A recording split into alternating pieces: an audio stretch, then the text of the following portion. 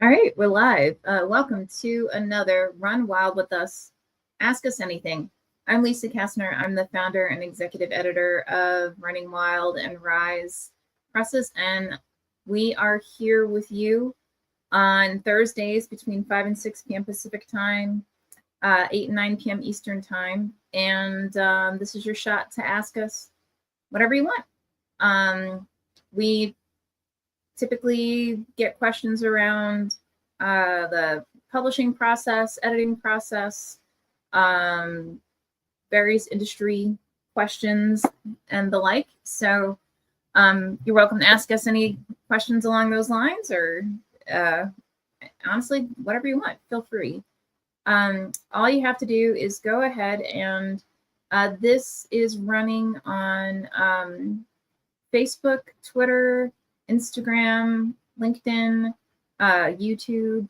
So all you have to do is go ahead and go to the comments section of whatever venue you may be watching this on, and then just submit your questions in that venue. And the way this works is I'll repeat the question, and then we'll take our individual shots at answering whatever it is that you may have. So, and with that, here's Ben. Hey, good evening. I made it right on time, 6:01. You are exactly on time. How fabulous is that? How was your? I saw some texts flying back and forth. I didn't see until just now. Oh, But nice. Well, that's what I get for leaving the phone upstairs. That's exactly what you get for doing that. So how was your New Year? My New Year was good. It's, Yeah.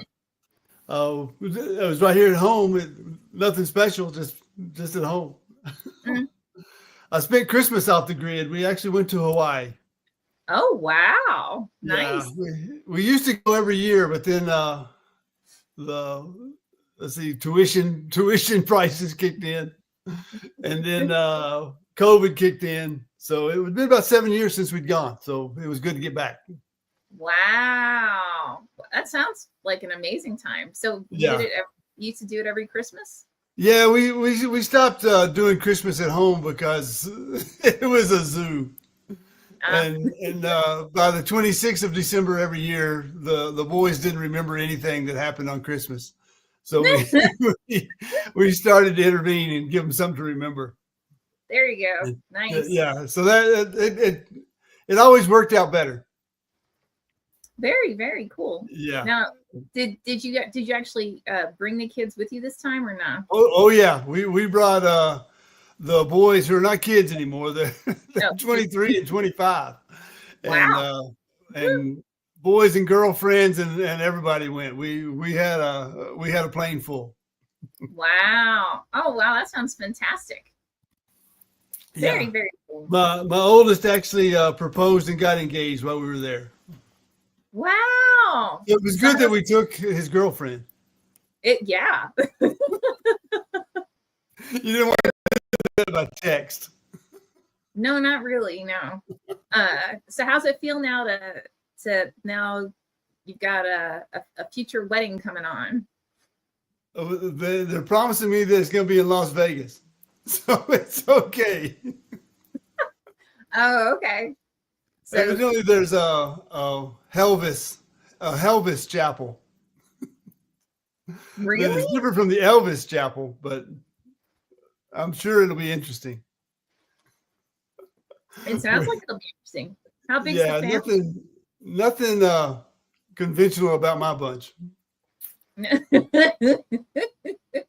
There's no fun in conventional. Come on. Yeah. It seems like everybody's getting either married, engaged, eloping, you name it. Like all over Twitter and Threads and all of them. It's crazy. Is it like the thing to do right now or something? I'm all for it. Okay. Does this mean that he gets out of, well, he's probably already out of the house, right? No. Okay. Neither one of them are. But I understand it's not like it used to be. No, yeah, that's true. Yeah. It's gotten much more expensive than Yes, but mm, they can only use that as an excuse for another 10, 15 years tops. yeah, exactly. Yeah. That's awesome.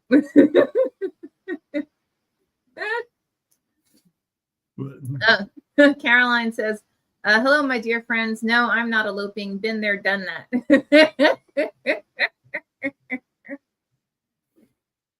Yeah, I think getting married once is fine. So don't need to keep on keeping on. So Yeah. how about the younger one? Do you think he's going to be get married anytime soon? He just graduated, finished up his bachelor's degree in December. Oh, wow. And he double majored in sociology and American studies. Oh, cool. Yeah, he was gonna do Hispanic studies, but then he found out he had to take 4 Spanish classes, and he decided against it. Oh, okay. So he took Hispanic studies classes, but for an American studies degree. So it worked out. Got it. Yeah. Okay. He started off in international business, but barely made it through accounting and statistics. So he switched majors pretty quick. There you go. Which I don't blame him. Nah, I don't blame him either. Yeah. Caroline says, great to see you, Lisa and Ben. Caroline, as always, it's fabulous to see you. Thank you so much for joining. Yes, of course. Exactly. Yeah, but I just ordered a pizza and stayed home and watched Netflix. Yeah. That was our New Year's. That was our New Year's. Mm-hmm. Yeah, that was New Year's. Yep. Yeah. Yep. We didn't even bang a pan or clack pots together or anything to make any noise. No. No. Did you stay up until midnight? No. I haven't seen midnight on the 31st of December since it's been a while. Yeah.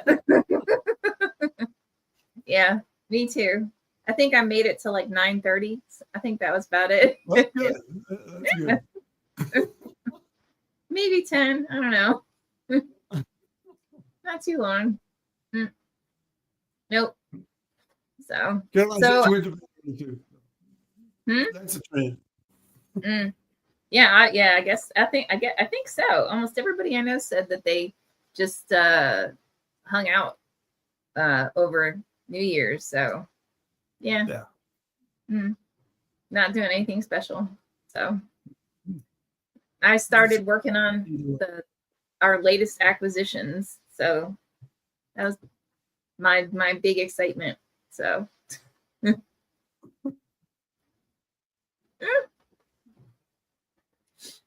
actually, I got a question for you. Yes. So we've been having technical difficulties with our submittable page. Are there any, can you think of any other like submission manager applications that we might be able to use instead of submittable? There's Duotrope, but I'm not sure how that works from the publisher side. Oh, yeah, I'll look it up. Yeah, Duotrope, I think. Yeah, I remember Duotrope. They're still around. They're still around. That's the one that comes to mind. There might be others, but that I saw a short story submission today that said it came in on May 31st, 2024, but I hadn't seen it before. Oh, and that was in my time frame that I pulled up and went through, but I didn't see that one. Wow. But it's I'll go through it and accept it. I'll play it like it was in with the rest of them right away. But I'm not sure where it's been. Maybe it was me. I may have just missed it, but No, I no. saw it today. I saw it today, and it was on the top of the list. Like it came in late, but I didn't do the filters until June. So it should Yeah, have been there. our poetry submission page, it turned out it was all kinds of wacky. One of our regulars reached out to me and was like, "Is it supposed to look like this?" and then I went through it, and that's when I found out like there's like all these there's all kinds of wacky. So I ended up having to pull all of our submission pages except for the one for the Alma Book Award, the Alma College one. I got that one to work, but it turns out for submittable, once you if you need to like delete a submission page or like a project page, yeah, you have to actually delete all of the submissions that whatever was submitted to it ever. Oh no. So that might be why you all of a sudden found that page, because I've had been having to go through and either accept the stuff or delete it, or just find some way of taking care of it so that we can then get rid of the pages that we're not using anymore. Right. If that makes sense. Yeah. And I know with the poetry submissions, it has the same questions for a short story or a novella or a work of fiction, a novel. So it's confusing some of the poets, but I just reply and say, hey, we're so new at accepting poetry, we don't know what we're doing, but it's here, and thank you. I'll get to it. Yeah, I don't. They say, okay, thanks. I don't know what happened on New Year's Day, but something happened with the form that all of a sudden, like different questions came up that weren't there before. And it won't submit correctly. So I'm having to go through and that's what prompted me to go through and clean up all this stuff up. So I'm hoping I'll have it all fixed by the end of this weekend. It's taken me a bit longer to address all the different issues that are going on with it. So, but hopefully I'll have it done by like end of day Sunday. But so now you know what I'm going to be doing is when I get off of this. The quicker you start, the quicker you quit. There you go. That's a motto. The quicker you jump in, the quicker you jump out. Caroline's like, submittable sucks. I agree. Yeah. When we were first looking at different submission managers, we ended up with submittable just because it was the only one that was like, actually it was the least painful, I guess you could say, to set up. Because if you look at like Duotrope, I mean, Duotrope's so old. It's been around a long time. Yeah. Yeah. And I've seen some publishers get out of it. Like, so I'm not sure why, but I've submitted some stuff that is still lingering in there as in progress because the publisher can't access it to say it's not in progress anymore because they're not playing. Oh my. Well, that's not good. Yeah, and I'm not sure why they're not playing. I'm sure it was issues that they had with it. Yeah, probably. Yeah. I mean, I like submittable. They kept like upgrading, and with each new upgrade came some kind of new like, well, now we can't do this. It improved. Yeah, exactly. It's like, oh, this is so interesting. So, oh well.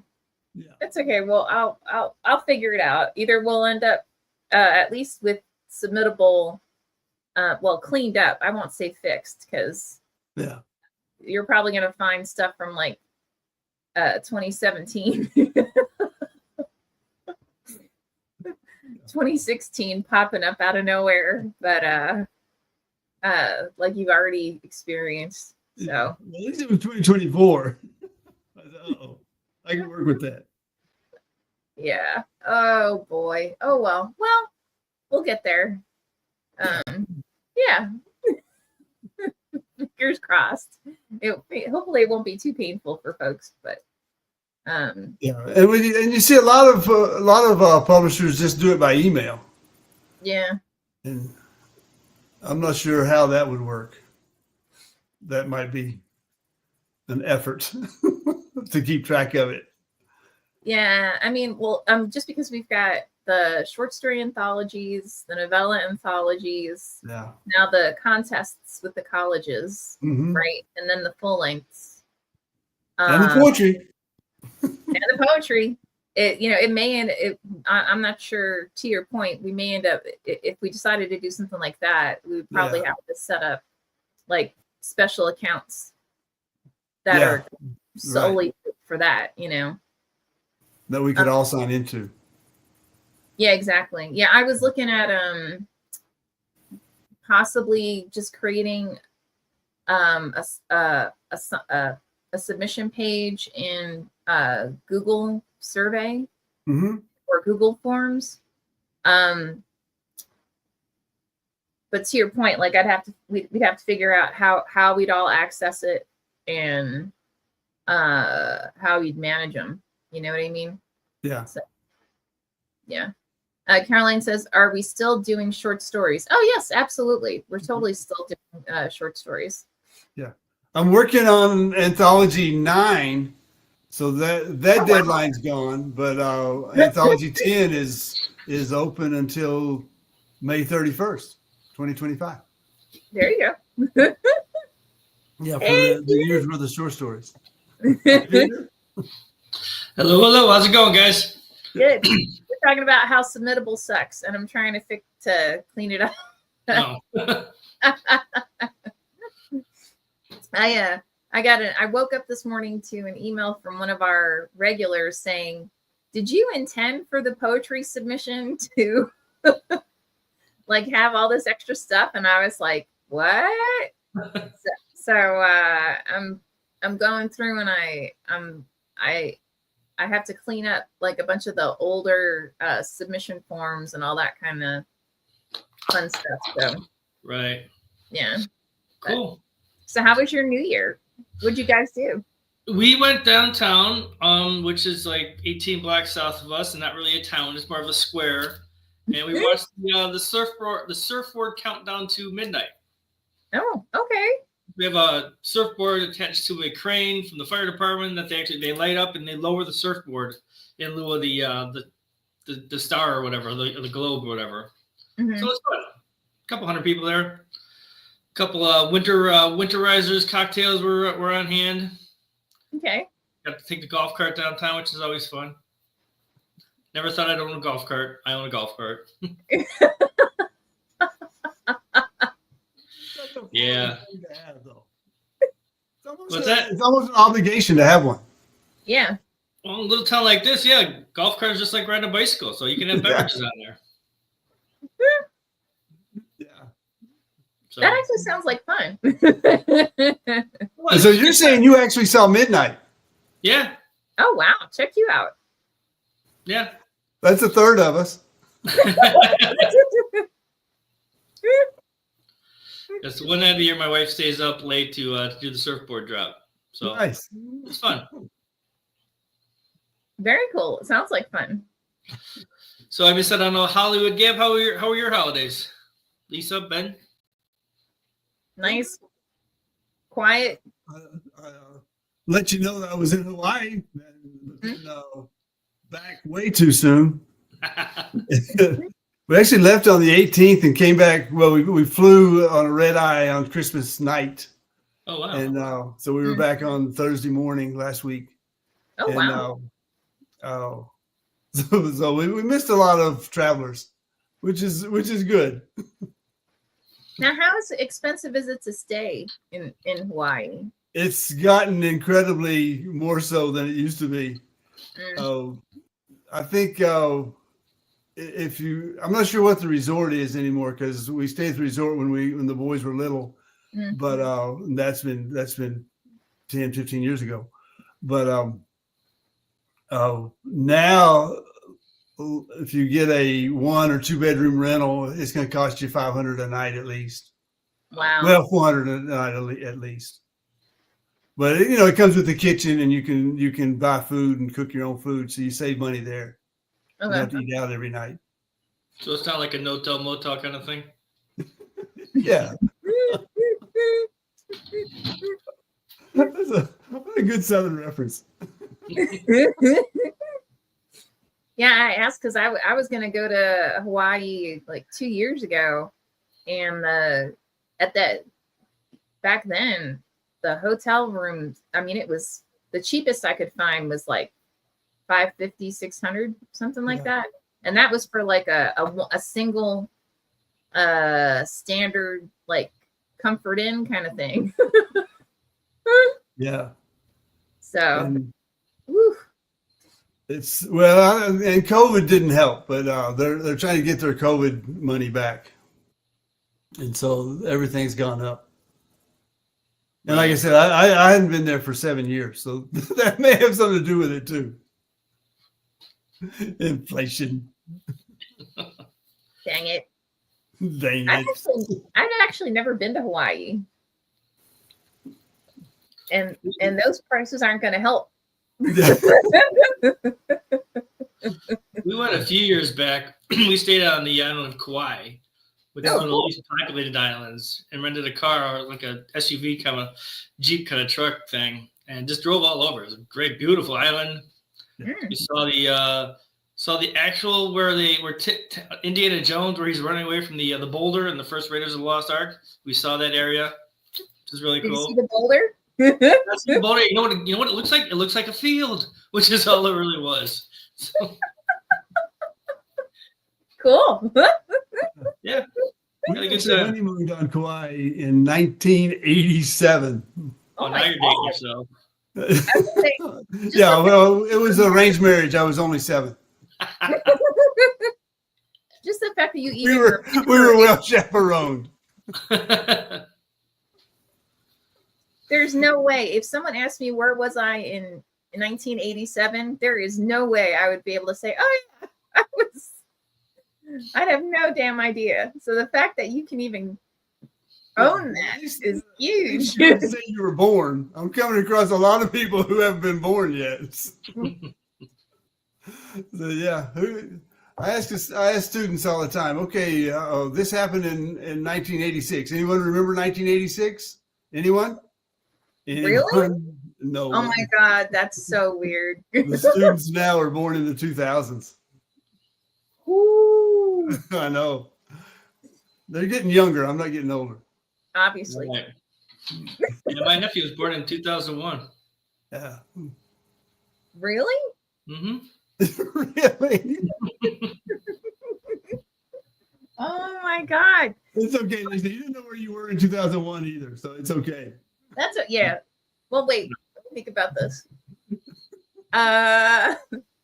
We'll pretend that I didn't know where I was.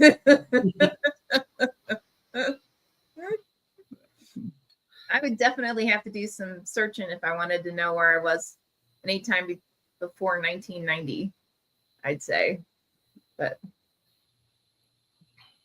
or I could BS it and just say, yeah, of course, I was in Kauai.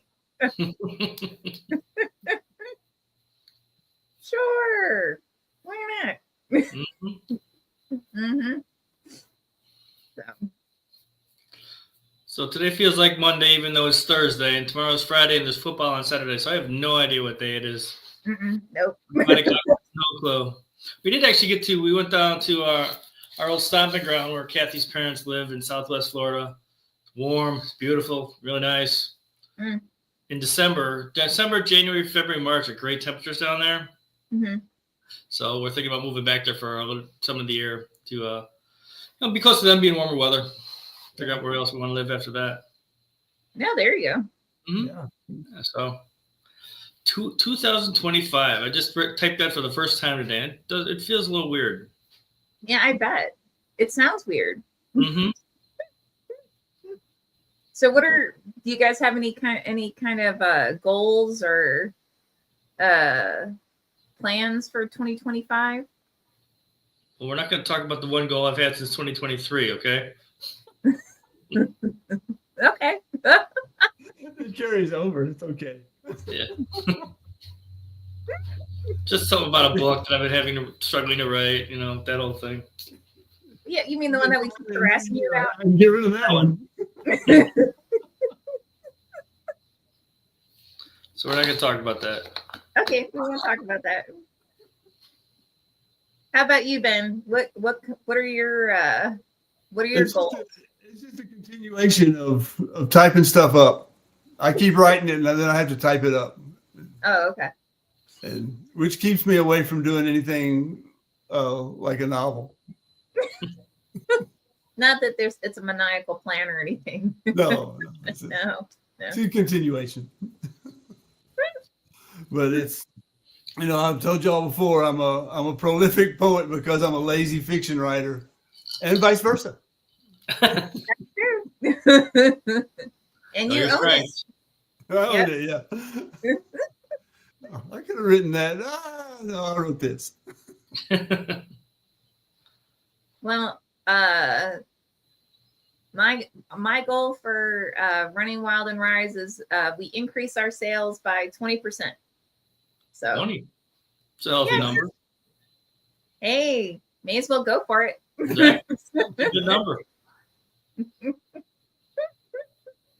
We've got I think it's 35 books that are staged for this year. So really, wow. And we've got some really nice stories. So I'm really excited to see how things progress. Awesome. Mm-hmm. And that contest just opened for Alma College, I think yesterday. No, is it today? Yeah, today. That's right. Just opened today. Yep. Alma College, so that's exciting. And they're being patient with us because our submittable page sucks. So come on, Ben, you can fix that. Fix that for us, will you? You can do anything. You're Ben. Now I know why I keep getting rejected, because it's submittable. That's what the problem is. All those rejections. It's a system failure. Peter, I told Ben, like, I went in and I'm like, okay, look, I need to delete some of these like old projects, and the submittable teams like, well, you have to delete all of the old submissions that were originally submitted to those projects before you can actually delete the project. Oh, okay. So I think people are getting, so ones that we like declined in like 2017, right? I have to go in and delete it. And so I think what's happening is people are getting like auto responses because I have to go in and, clean all that up. So we may be getting some emails from people saying, why the hell did I get this?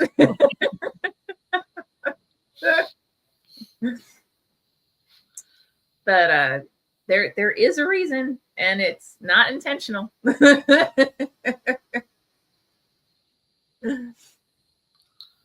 Awesome. Caroline says we need good reviews on the big ones for all of us. Kirkus, Goodreads, New York Times. I agree. We absolutely do. We're actually pretty good at getting decent reviews from Kirkus, and when we get reviews from Publishers Weekly, they actually tend to be pretty decent. That's and good. the same from Indie Reviews. It's so funny. New York Times everyone I know who's ever gotten a Times review, they like knew someone. Oh. Yeah. I am not one of those people, but actually change that. No, I do know someone who works for the New York Times, but I don't know that I would be ballsy enough to say, hey, would you do a review for us? I think that's kind of that's a bit much. But on the other hand, you don't get it unless you ask. So. Exactly.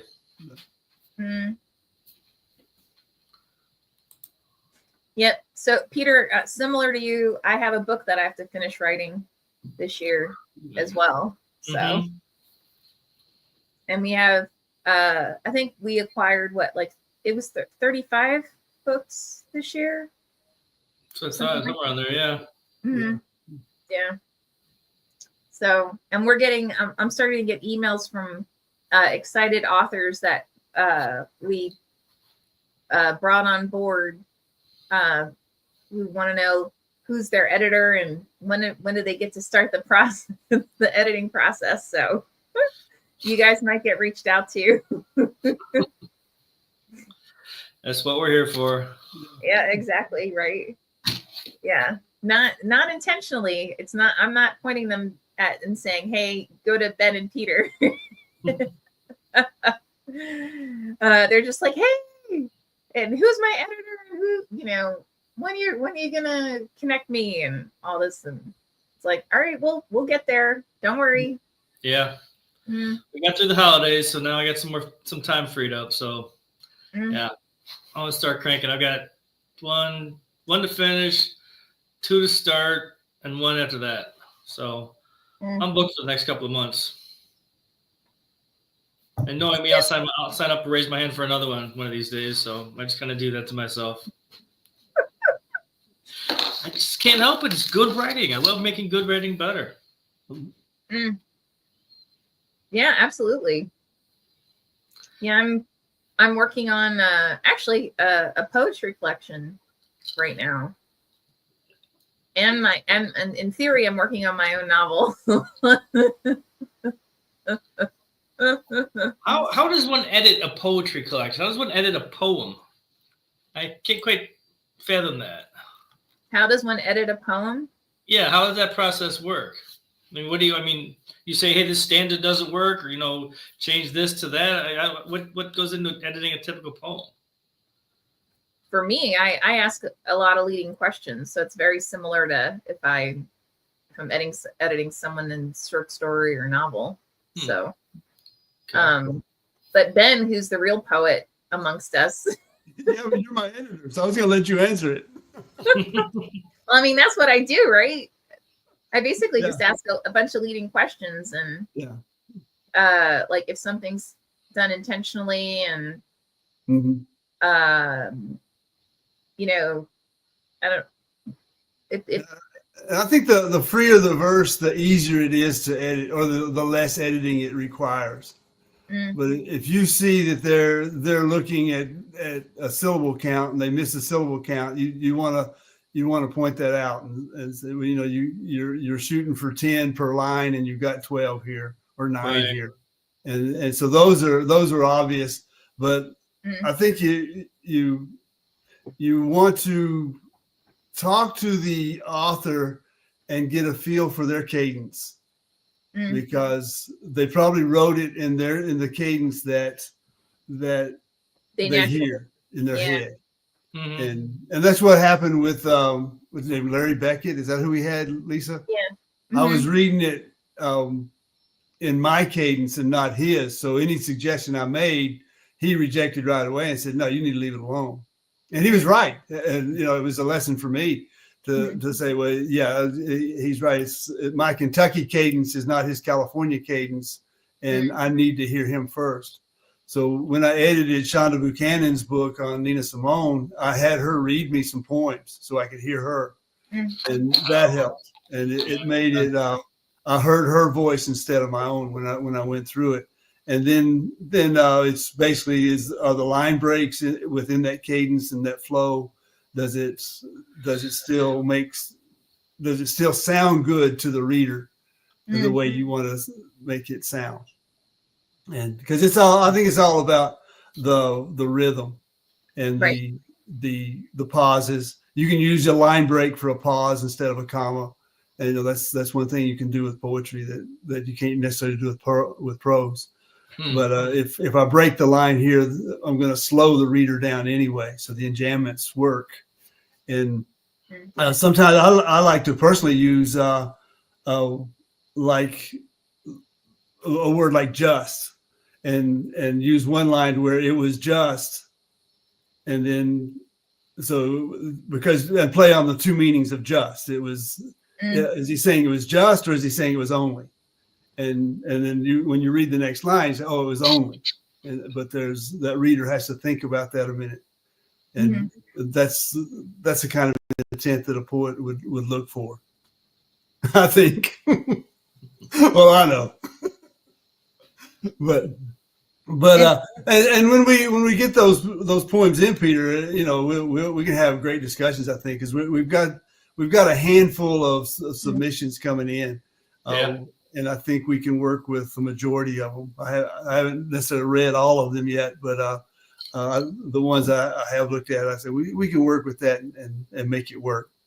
And especially if what you've seen your friends' work, where it's a form that he's playing with and working with and making work.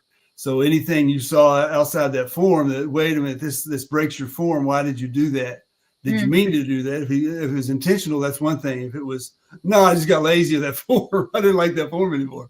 But that's another thing. But cool.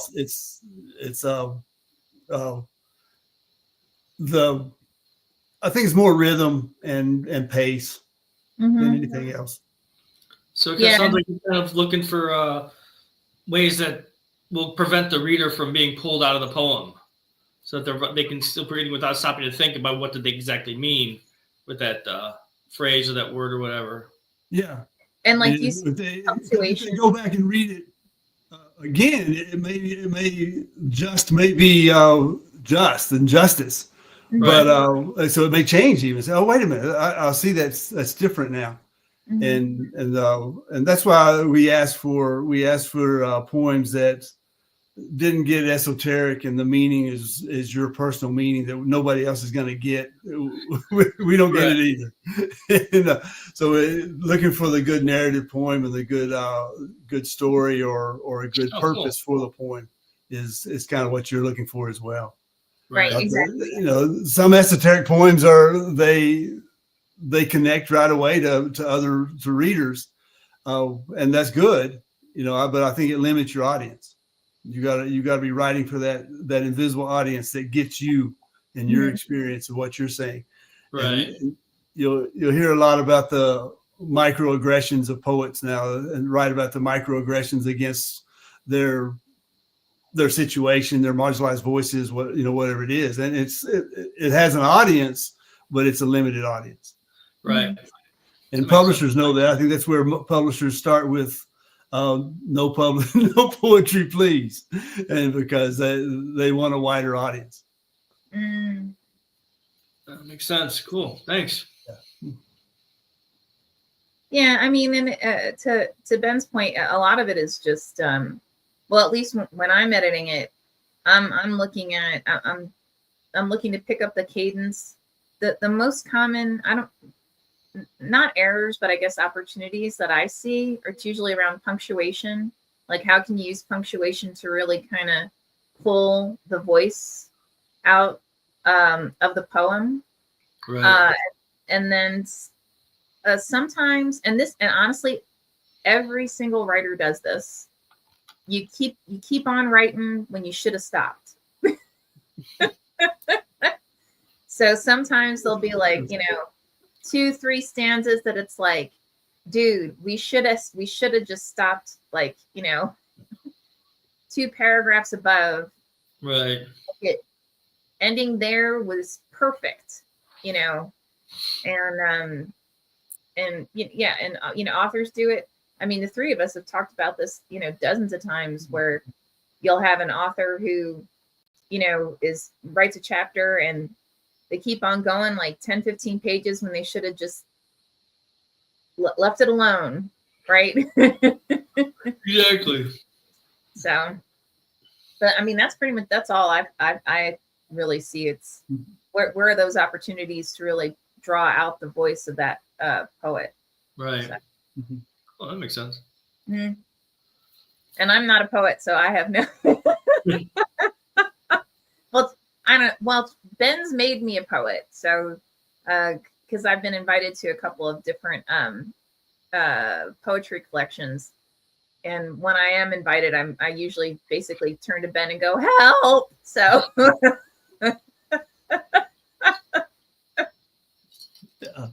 I hear you.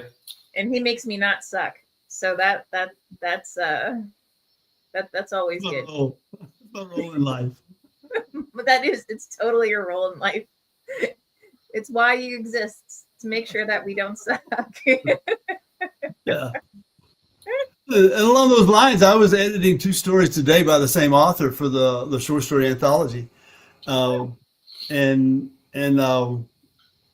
she says a lot by what she's not saying. Oh, cool. which is really attractive writing. Mm-hmm. And it's sometimes it's just this is the scene, this is the scene, this is the scene, but there's things beyond the scene that she's not saying, but you're getting, and just because the way she's delivering it. And their 2 stories were 21 pages, I think, so it's on average of 10 apiece.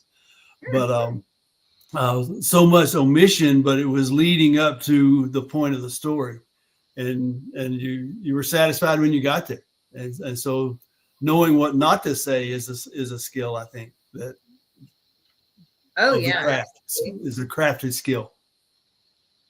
And I mean, that's a really I would say like hard lesson for many of us, right? Yeah. Because you get so into the story itself, and oftentimes if it's something that requires research to really draw the story forward, sometimes you go too far in what you're overtly sharing, right? And the reader's sitting there going, you didn't have to tell me that. Like there was probably a much cleaner way, a much more attractive way to share the same information. So yeah, those are fun authors. Yeah, and actually, I found myself deleting some of the things where she overtold. And I said, stick to your undertelling, and you don't need this, and took out phrases and sometimes lines because they just got in the way of what she wasn't telling and what she didn't need to tell. Right. Oh wow! It was really interesting stories. They were fun to edit. You'll have to pass them on to me and Peter so we can check them out. Definitely. I'll hear back from her to see. I changed the ending of one of her stories. We'll see if that goes over. Uh-oh. I don't know, man. But she left out. It was 2 themes running through it. There was the jealousy between the boy and the girl characters, and then there was an ice cream salesman who had a heart attack and died on the street. Oh my God! While they were getting ice cream, and she wrapped up the jealousy part and the tension with the jealousy part. It didn't go away, so she didn't wrap it up, but she prolonged it in a nice way. But I changed it to where we didn't leave the poor guy on the street dead. So we offered a suggestion. Wow. Okay. Cool. Yeah, I said, don't leave him out there. Don't leave the poor ice cream salesman pedaling on his bicycle with his refrigerator out in the street dead. Ooh. Yeah, no. Yeah. Caroline says, the poem has to be deep enough to stop and make someone react emotionally. Yeah, exactly.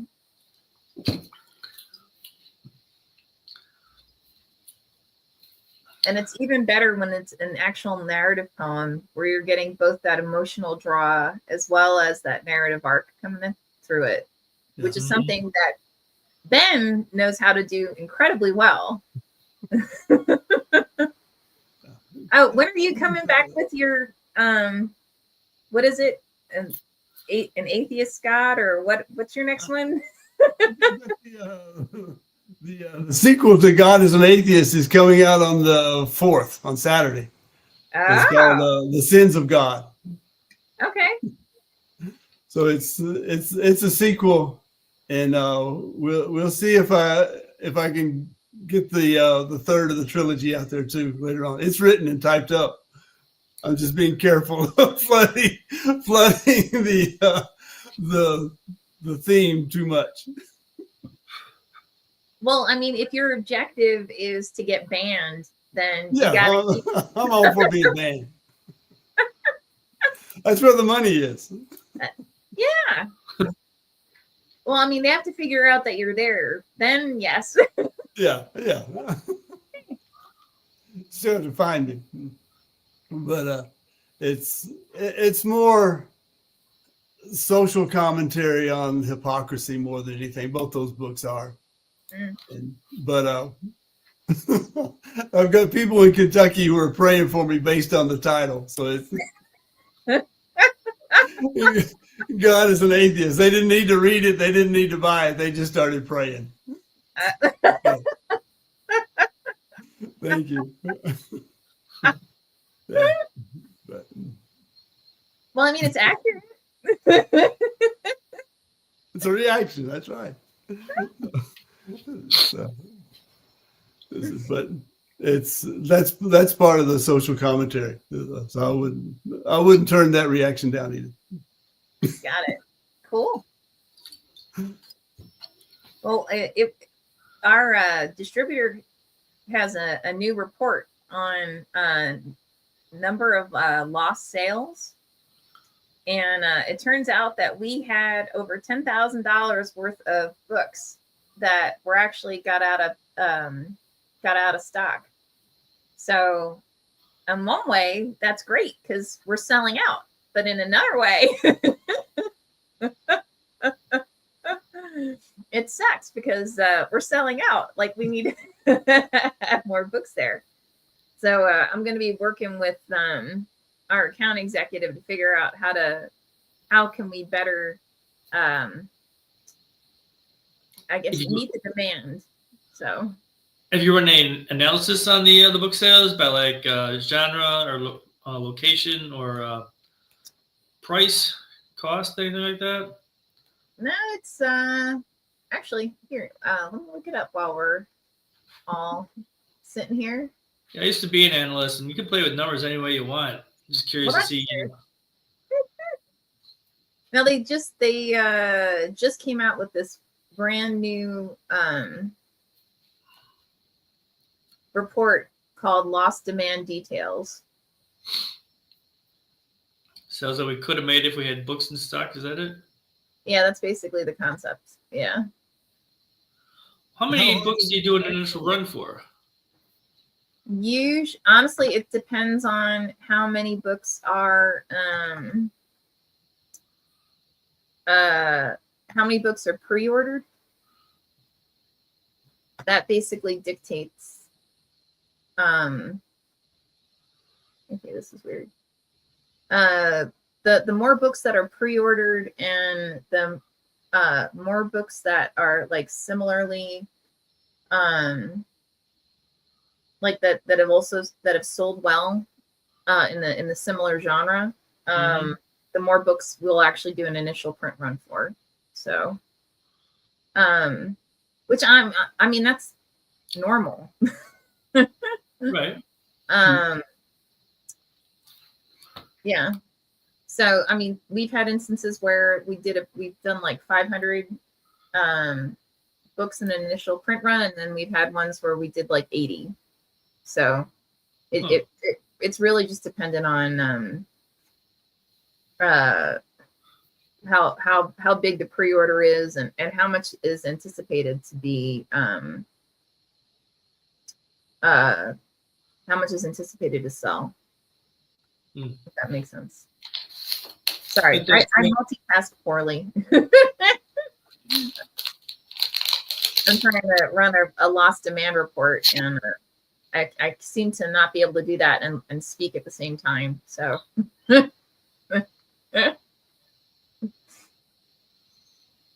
Oh, wow. Well, it's somewhat misleading because it's what it looks like is like someone like placed an order and then canceled it and then placed the same order again, because based on the number of books, and like who placed the order. Mm-hmm. So yes, it's a little bit misleading, I'd say.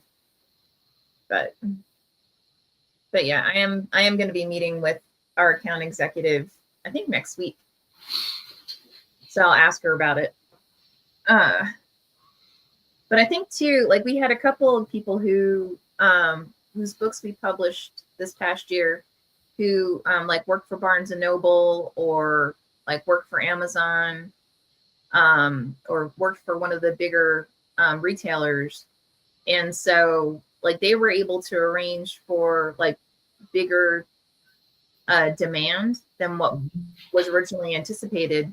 But it's because they work for like Barnes and Noble. So Barnes and Noble ordered like 200 books or what have you.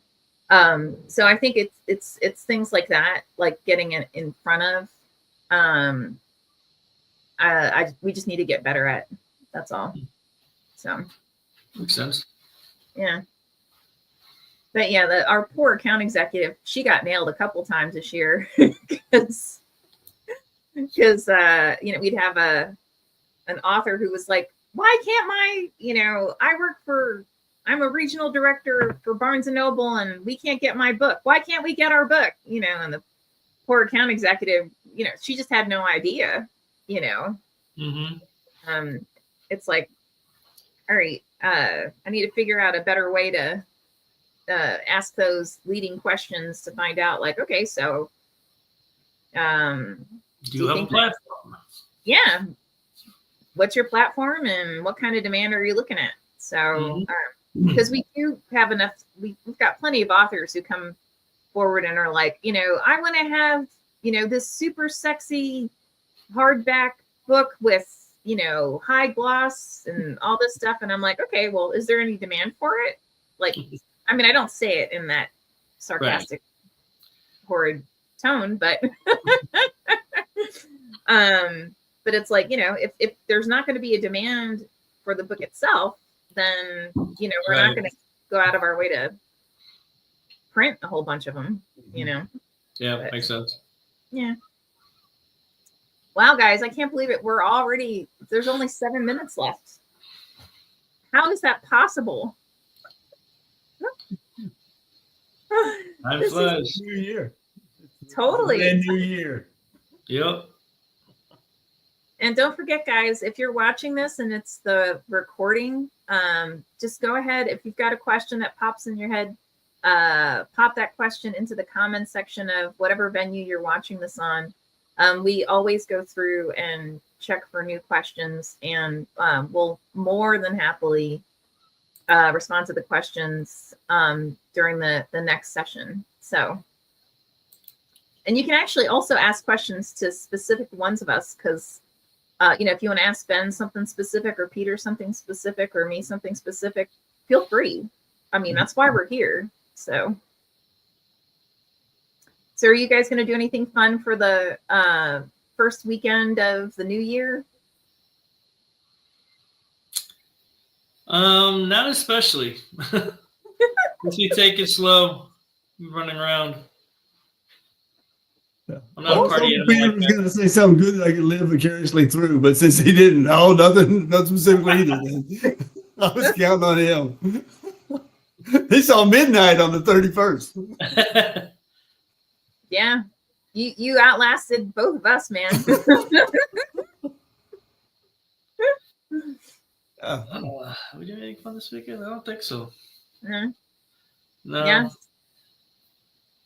No, I'm just gonna be editing, so I'm working on a couple pieces, and in theory, I'll be working on my my novel.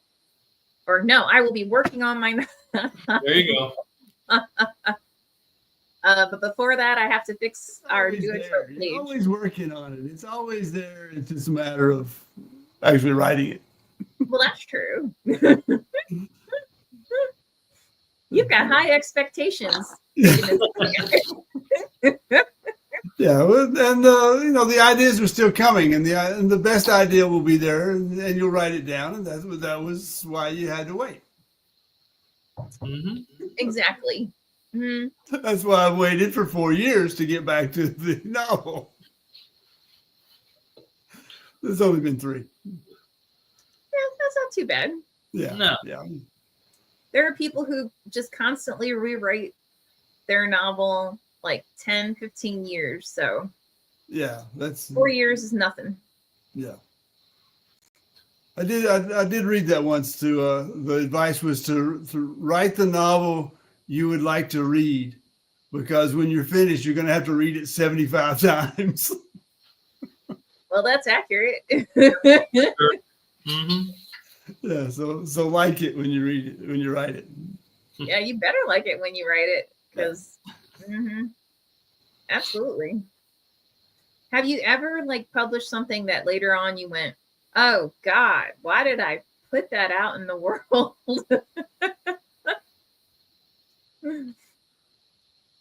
Yes.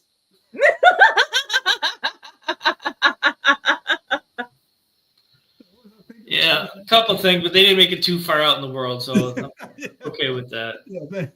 it didn't stay long. I'd say, yeah, I've had ones where I read it and I was like, what in the world? Why the hell did I do that? That's why I try not to go back and read my older stuff. Well, there's that. Yeah, I definitely do that. I avoid going back and reading. Although when people reach out to me and they're like, "Oh my God, I love this," I think about reading it, going back and rereading it, and then I'm like, no, I'm just gonna rip it apart.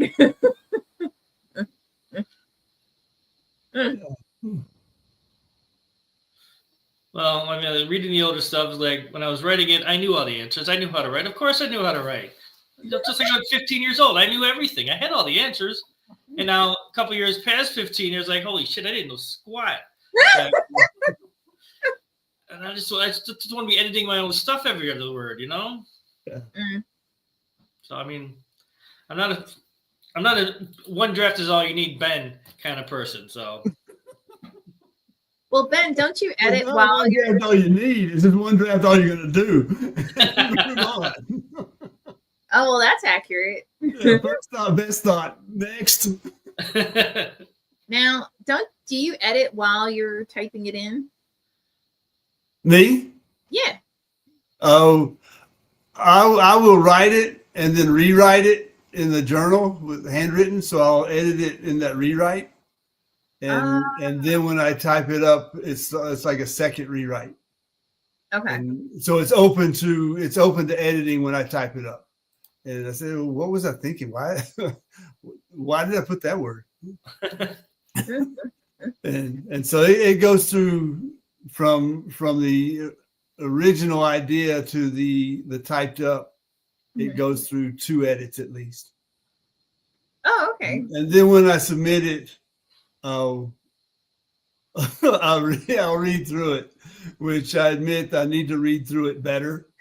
Because there's always, how did I let that get through? You know, where's my editor? But there's always, and it's simple stuff. It's like the line of ducks was, or the line of ducks is, or the line of ducks were, or the line of ducks was. So you have to go off the singular line. The line was, but the ducks were, but it's not ducks were, it's the line was. Mm-hmm. And stuff like that. And you look, I know, why didn't I catch that? Why didn't I read that and catch it before they got loose?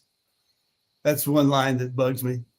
And then Oh, there was another one. With an acronym FNG.